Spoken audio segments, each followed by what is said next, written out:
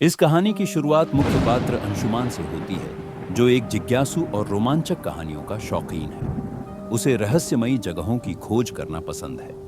एक दिन उसे एक पुराने गांव के बारे में पता चलता है, जिसे डरावना गांव के नाम से जाना जाता है। अंशुमान अपने कमरे में बैठा था। उसकी आंखें कंप्यूटर स्क्रीन पर चिपकी हुई थी। उसके सामने एक पुरानी वेबसाइट खुली थी, जिसमें एक रहस्यमयी गांव का जिक्र था। डरावना गांव, जहां कोई वापस नहीं आता। यह गांव शहर से काफी दूर जंगलों के बीच बसा था और कई सालों से सुनसान पड़ा था। लोग कहते थे कि गांव में अजीब घटनाएं होती थी। गांव का इतिहास काफी पुराना था और लोगों ने उसे शापित करार दिया था। जो भी वहां जाता था, वह कभी लौटकर नहीं आता। ये अफवाहें और कहानियां से अंशुमान को और भी अधिक उत्सुक बना रही थी। वह सच्चाई जानना चाहता था। उसका रोमांचक स्वभाव उसे वहां जाने के लिए मजबूर कर रहा था। अंशुमान ने अपने दोस्तों को फोन किया। उसकी सबसे करीबी दोस्त रिया थी, जो खुद भी रोमांचक जगहों पर जाने की शौकीन थी। दूसरी तरफ विक्रम था, जो एक स्थानीय गाइड था और रहस्यमयी जगहों की कहानियों में विश्वास नहीं करता था। रिया, मुझे एक ऐसी जगह के बारे में पता चला है जहां हमें जाना चाहिए, अंशुमान ने उत्साहित होकर कहा। क्या ये कोई और भूतिया जगह है? रिया ने हंसते हुए पूछा। हाँ, लेकिन यह कुछ अलग है। इस बार मैं सिर्फ कहानियां नहीं, सच्चाई ढूंढना चाहता हूं, अंशुमान ने गंभीरता से कहा। अगली सुबह वे तीनों अपनी यात्रा पर निकल पड़े थे। गांव शहर से बहुत दूर था और रास्ता घना जंगलों से होकर जाता था। अंशुमान के पास एक पुराना नक्शा था, जिसे उसने इंटरनेट से डाउनलोड किया था। रास्ते में मौसम अचानक बदलने लगा। हल्की बारिश शुरू हो गई और धुंधलके में सड़क मुश्किल से दिखाई दे रही थी। अचानक उनकी कार के सामने एक बूढ़ा व्यक्ति आ खड़ा हुआ। उसका चेहरा झुर्रियों से भरा हुआ था और उसकी आंखों में गहरी चिंता थी। तुम लोग कहां जा रहे हो? बूढ़े आदमी ने गंभीर स्वर में पूछा। डरावना गांव, अंशुमान ने बेझिझक जवाब दिया। बूढ़े आदमी का चेहरा और भी सख्त हो गया। वहां मत जाओ। जिसने भी वहां कदम रखा है, उसने अपनी आत्मा खो दी है। ये गांव शापित है। अंशुमान ने उसे धन्यवाद दिया, लेकिन उसकी चेतावनी को नजरअंदाज कर दिया। कार फिर से आगे बढ़ने लगी, लेकिन बूढ़े आदमी की गहरी निगाहें अब भी उनके पीछे टिकी हुई थीं। सूरज ढलने लगा और वे आखिरकार गांव की सीमा पर पहुंचे। सामने टूटा हुआ एक पुराना बोर्ड लटक रहा था, जिस पर लिखा था, सावधान, यहां आगे मत बढ़ो। गांव की हवा ठंडी और भारी थी। जैसे ही उन्होंने प्रवेश किया, माहौल अचानक डरावना हो गया। घरों की खिड़कियां टूटी हुई थीं, दीवारों पर जंग और काई थी और हर ओर एक खामोशी छाई हुई थी। ये जगह सच में अजीब है, रिया ने धीरे से कहा। यह सिर्फ हमारा डर है रिया, ये सब अफवाहें हैं, विक्रम ने उसकी हिम्मत बंधाते हुए कहा। गांव के बीचों बीच एक पुराना कुआं था और अचानक रिया को ऐसा लगा मानो किसी ने उसे पुकारा हो। उसने पीछे मुद्दक कर देखा, लेकिन वहां कोई नहीं था। उसकी धधकनें तेज हो गईं, लेकिन उसने इसे नजरअंदाज कर दिया। रात हो चुकी थी और वे तीनों गांव के एक पुराने खंडहर हो चुके घर में ठहरने का फैसला करते हैं। घर के अंदर हर जगह धूल थी और फर्श पर चूहे दौड़ रहे थे। रिया ने अपना टॉर्च निकाला और चारों ओर रोशनी फैलाई। तभी उसे एक पुरानी किताब दिखाई दी, जो अलमारी के एक कोने में रखी हुई थी। अंशुमान ने किताब को उठाया। वह किताब किसी अज्ञात भाषा में लिखी हुई थी और उसके पन्ने पीले पड्डे एच चुके थे। किताब के बीच में एक पन्ने पर एक चित्र बना हुआ था, एक चुड़ैल का चित्र, जिसने गांव को शापित किया था। क्या यह सच हो सकता है? रिया ने उत्सुकता से पूछा। मुझे नहीं पता, लेकिन हमें इस किताब को ध्यान से पढ़ना होगा। शायद इसमें इस गांव के रहस्य का कोई सुराग हो, अंशुमान ने उत्तर दिया। अगली कुछ रातें और भी भयानक थीं। उन्हें घर के बाहर अजीब परछाइयां दिखाई देती थी।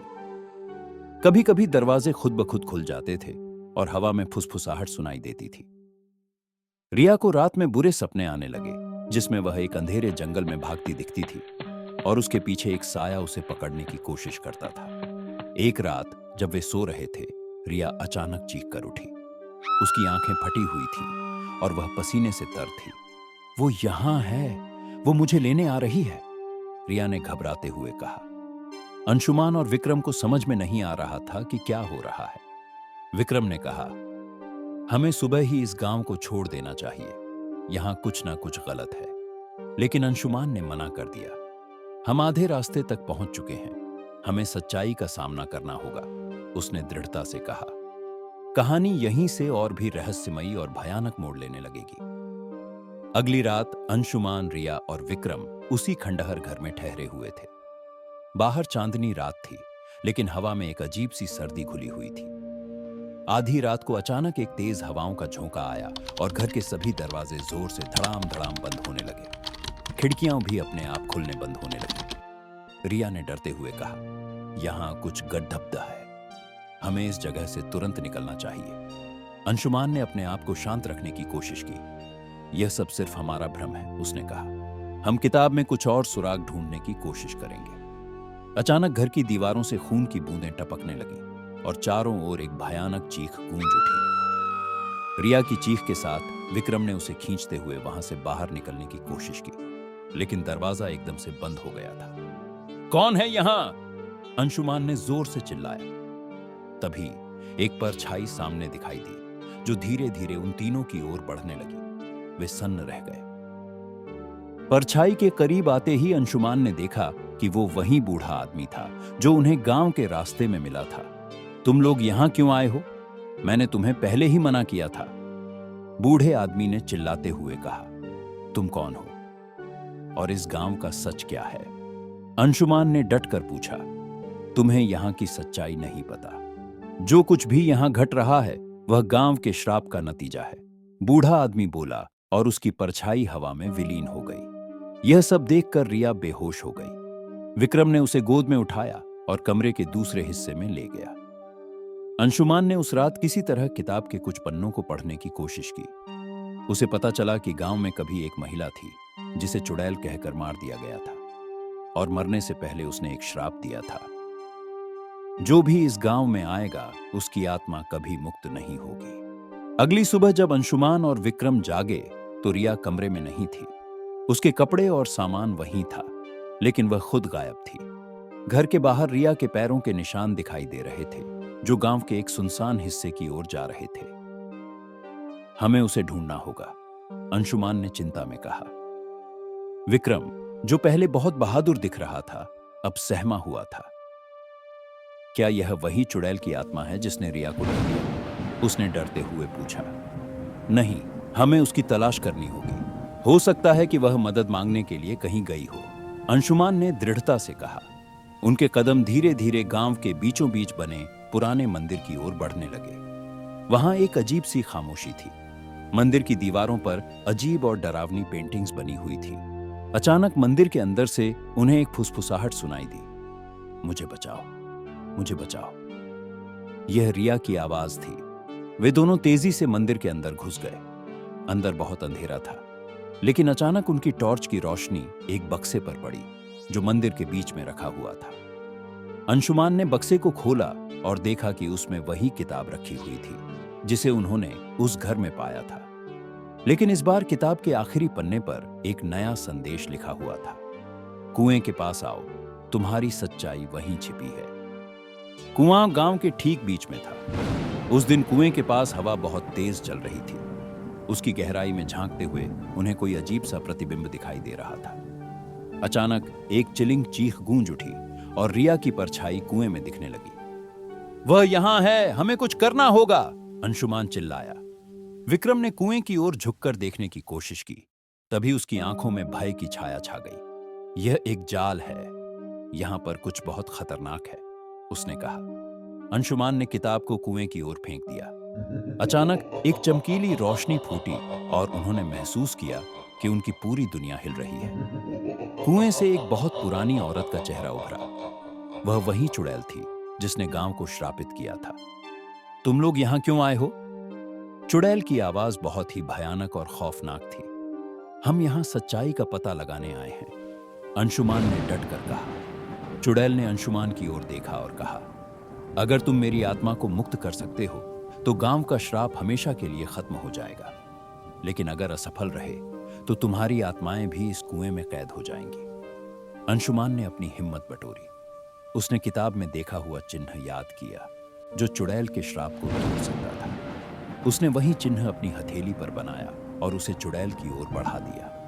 अचानक कुएं से तेज रोशनी फूटी और सब कुछ हिलने लगा।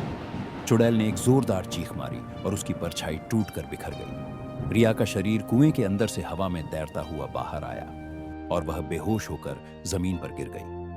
हमने उसे बचा लिया। अंशुमान ने विक्रम की ओर देखा, लेकिन उसकी आंखों में एक रहस्यमयी चमक थी। रिया धीरे धीरे होश में आई। गांव की सारी डरावनी घटनाएं अचानक बंद हो गई। हवा में सर्दी गायब हो गई और सूरज की पहली किरणें गांव की धरती पर पड़ी। विक्रम ने अंशुमान से पूछा, क्या तुमने देखा?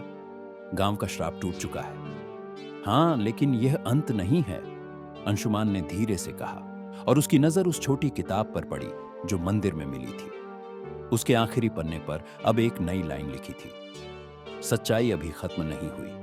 गांव में जीवन लौट आया था।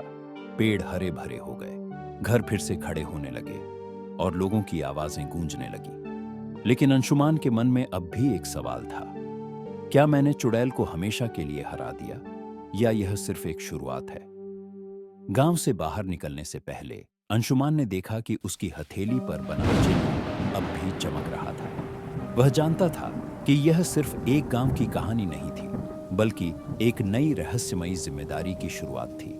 कहानी यहीं खत्म होती है, पर दर्शकों के लिए एक नया रहस्य छोड़ती है। क्या अंशुमान ने सही में गांव को मुक्त कर दिया या अब उसकी खुद की आत्मा इस रहस्य में उलझ चुकी है? हम आशा करते हैं आपको ये कहानी और ये वीडियो पसंद आई होगी। अगर आप इसी तरह की और भी वीडियो देखना चाहते हैं तो हमारे चैनल पर जाकर इसी तरह की और भी अच्छी और मनोरंजक, डरावनी और हैरान करने वाली वीडियो को आप देख सकते हैं। और साथ ही साथ आप हमारे चैनल को सब्सक्राइब कर लीजिए, जिससे कि हमारी आने वाली नई नई वीडियो की जानकारी आपको मिलती रहेगी। हमारी इस वीडियो को देखने के लिए आपका बहुत बहुत धन्यवाद। आपसे फिर मिलेंगे अपनी नई वीडियो के साथ। तब तक खुश रहिए और मुस्कुराते रहिए और हमारी वीडियो देखते रहिए। धन्यवाद।